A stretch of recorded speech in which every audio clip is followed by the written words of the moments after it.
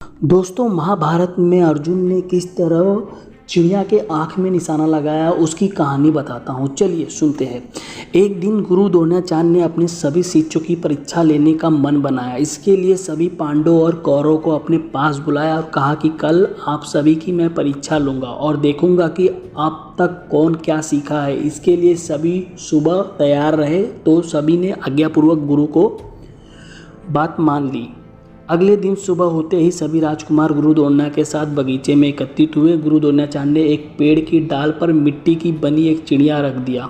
फिर गुरु द्रोणाचार्य ने इशारा करते हुए कहा कि अब आप सभी राजकुमार को एक एक करके इस चिड़िया की आँख में निशाना लगाना है और जो भी राजकुमार निशाना लगाने में सफल होगा उसे विजयी घोषित किया जाएगा। इसके बाद गुरु द्रोणाचार्य ने एक एक करके सभी राजकुमारों से पूछा कि आप सबको क्या दिखाई दे रहा है। तो किसी ने कहा कि मुझे चिड़िया दिखाई दे रही है, किसी ने कहा मुझे पेड़ दिखाई दे रहा है, किसी ने कहा मुझे पेड़ और चिड़िया दोनों दिखाई दे रही है, किसी ने कहा मुझे आकाश दिखाई दे रहा है, किसी ने कहा मुझे पेड़ के पत्ते दिखाई दे रहे हैं।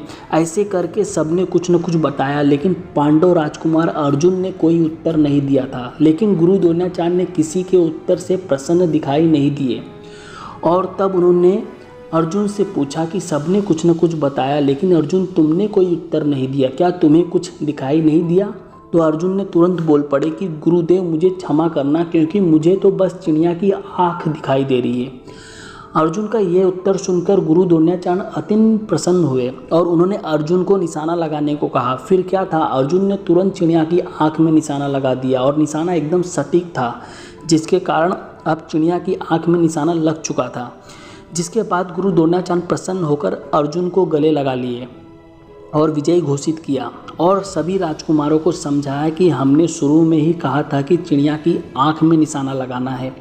तो सबको चिड़िया की आंख पर ध्यान केंद्रित करना चाहिए था, लेकिन सबने अपना अपना ध्यान कहीं और लगाया था, इसलिए सभी अपने लक्ष्य से चूक गए।